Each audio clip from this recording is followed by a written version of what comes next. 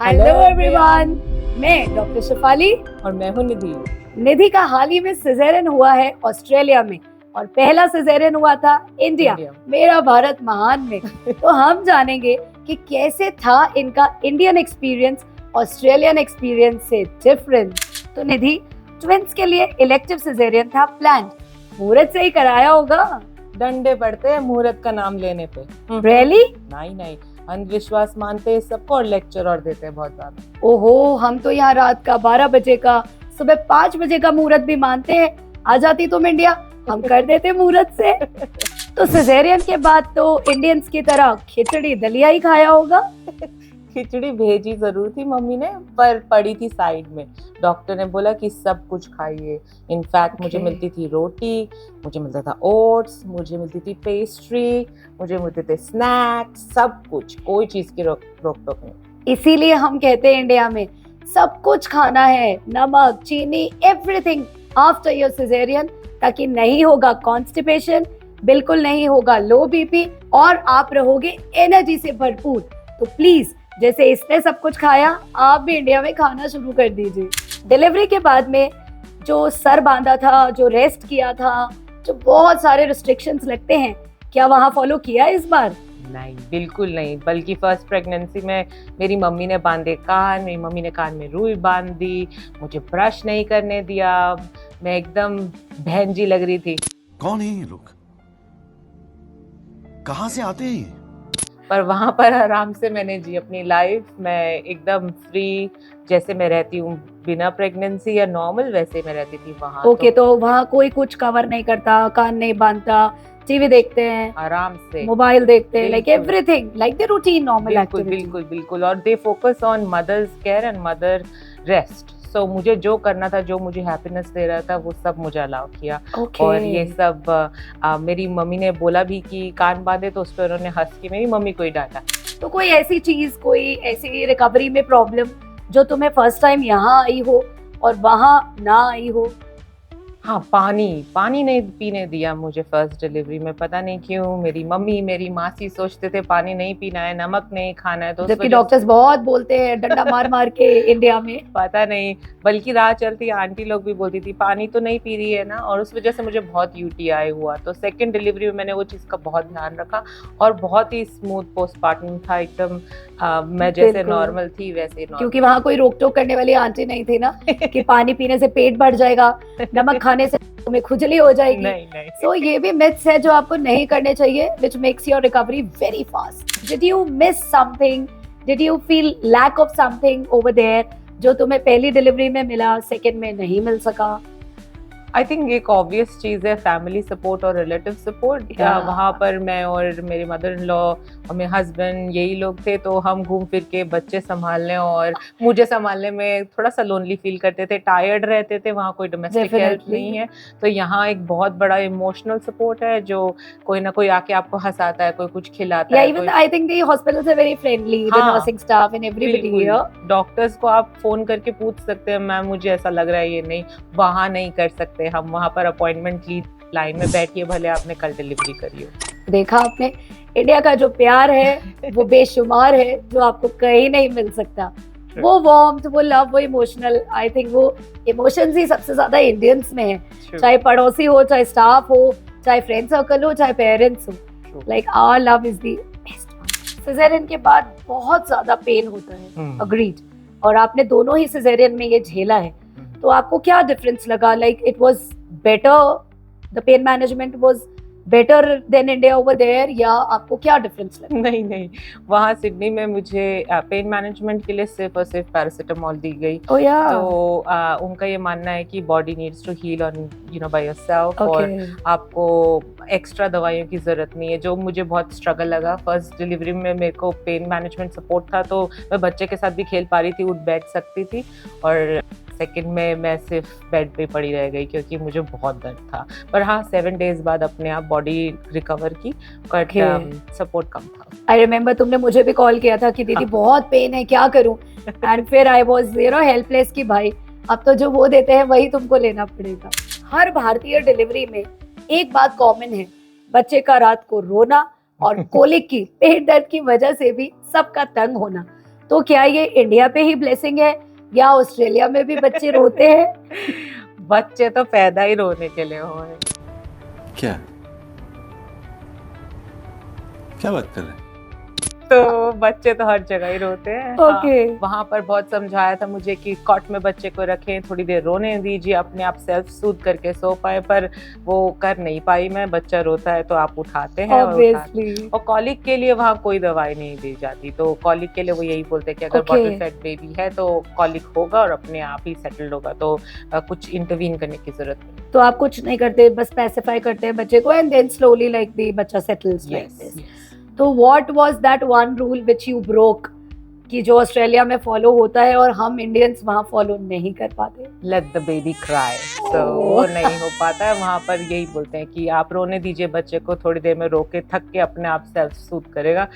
वो नहीं हो पाया। बिल्कुल, मैंने यही सुना है कि लेट द बेबी क्राई, उसे इंडिपेंडेंट रहने दो, गोदी में मत लो, हाँ। उसे स्विमिंग पूल में छोड़ दो थोड़ा बड़ा होने के बाद कि वो अपने आप इंडिपेंडेंट हो जाएगा। But I think like नहीं हो पाता। we cannot, you know, we Indian hearts are very soft. Breastfeeding I think is the biggest challenge after delivery. तो क्या तुमको लगा कि whether it was easier in India या it was easier in Australia and you तो had twins in the second time, so दोनों में क्या अंतर था ब्रेस्ट फीडिंग में? मुझे लगता है इंडिया में थोड़ा सा डिफरेंस है ये कि लैक्टेशन एंड लैक्टेशन कंसल्टेंट्स इतने अवेलेबल नहीं है। तो एजुकेशन वाइज एक न्यू मदर को ये नहीं पता है कि how to do it. It's a very difficult thing to do. In fact you think कि आप आराम से, मतलब it's a common natural thing, but it's very hard. तो नोरा के टाइम पे आई स्ट्रगल और सेकंड डिलीवरी में थोड़ा एक्सपीरियंस भी था how to do, but you have the previous experience and you know the slide positions and all also you remember जो हम पहले बताते हैं। करेक्ट। बट ट्विंस थे, इसके लिए मुझे लैक्टेशन कंसल्टेंट घर आती थी, मिडवाइफ्स घर आती थी Okay. और बहुत इमोशनल और मेंटली मुझे बहुत रिलैक्स फील कराया गया कि नेचुरली आपकी body will produce, eventually it will come to that point. Yeah, that is the basic, मतलब मुझे लगता है यहाँ मम्मी चाची मासी you know everybody builds a pressure delivery के। दूध आया। हाँ, next day the only question सबका एक ही सवाल है, दूध आ गया, दूध आ गया, आया नहीं, कैसे आएगा? And that stress you know, और मिल्क नहीं लाने देता and then the vicious cycle goes on. Correct. You are very right. मुझे भी लगता है कि I think breastfeeding needs proper demonstration, proper counselling and relaxation. बिल्कुल। So that is a very important point which you covered और मुझे लगता है हमें इंडिया में भी ये सब फॉलो करना चाहिए, relaxation and the lactation counselling. Basically India की कोई भी डिलीवरी बिना लड्डू के अधूरी है। तो क्या ऑस्ट्रेलिया में भी लड्डू घी खाए? नहीं, ये चीज़ बहुत मुझे हेल्प की, क्योंकि यहाँ पर बहुत फोर्सफुल सोशल प्रेशर ये था कि अरे घी नहीं खा रही है, घी नहीं खाएगा तो दूध नहीं उतरेगा, स्टिचेस ठीक नहीं होंगे। तो वहाँ मुझे मिडवाइफ्स और डॉक्टर ने स्ट्रिक्टली बोला आपकी बॉडी को घी की ज़रूरत नहीं, आपकी बॉडी को एक मील की ज़रूरत है, आपकी बॉडी को एक्सरसाइज की ज़रूरत है। तो जो मम्मी ने लड्डू बनाए थे वो नहीं खा पाई, कुछ मन भी करता था, पर मिडवाइफ आके चेक करती थी। ओके, तो छुप के भी नहीं खा सकते? नहीं, क्योंकि आके मील चेक होती थी, बहुत लिख के देना पड़ता था मैंने क्या खाया क्या नहीं खाया, बच्चे को न्यूट्रिशन सही आ रहा है कि नहीं आ रहा है। ओके, तो इतनी चेकिंग होती है वहाँ कि midwifes like come and check everything. क्या, पर मुझे ऐसा लगता है वो अच्छा था मेरे लिए, क्योंकि उस टाइम पे आप सबकी सुन के वही करते जाते हैं जो सब आपको कह रहे हैं। तो एक डॉक्टर, एक मेडिकल प्रोफेशनल जो आके समझाता है तो घर वाले भी समझते हैं, तो अननेसेसरी घी खाने की जरूरत नहीं पड़ी। बिल्कुल, हम भी यही समझाते हैं, घी से बहुत एक्सेसिव वेट गेन होगा, दूध घी से नहीं आएगा, but you know everybody feels कि डॉक्टर को मेडिकल नॉलेज है, प्रैक्टिकल नॉलेज नहीं है। This is a new term, you know, I have listened. तो प्लीज घी खाइए, लेकिन बैलेंस में। इन्होंने भी यू नो नहीं खाया, चीज फिट एंड फाइन, तो जो रिक्वायरमेंट है बॉडी की उतना ही लीजिए। ऑलरेडी इतना वेट बढ़ जाता है डिलीवरी में, तो और घी खा के आई थिंक औरतें और डिप्रेस हो जाती हैं कि मैं बहुत मोटी होती जा रही हूँ। तो एक डिलीवरी के बाद एक औरत को अपने आप को सेल्फ अप्रिशिएट, अपनी बॉडी को अप्रिशिएट करने में काफी टाइम लग जाता है। तो वो घी हेल्प नहीं करता है, बल्कि वो और डिप्रेस और टॉक्सिन करता है। खाना है लेकिन बैलेंस में खाना है। तो डिलीवरी के बाद का जो जापा पीरियड है, like how was it in India and Australia में? ऐसा क्या डिफरेंस था, like walking, exercise, physical activity, या वहाँ के लोग भी कुछ कस्टम्स फॉलो करते हैं कि 1.5 महीना बाहर नहीं निकलना या व्हाटएवर?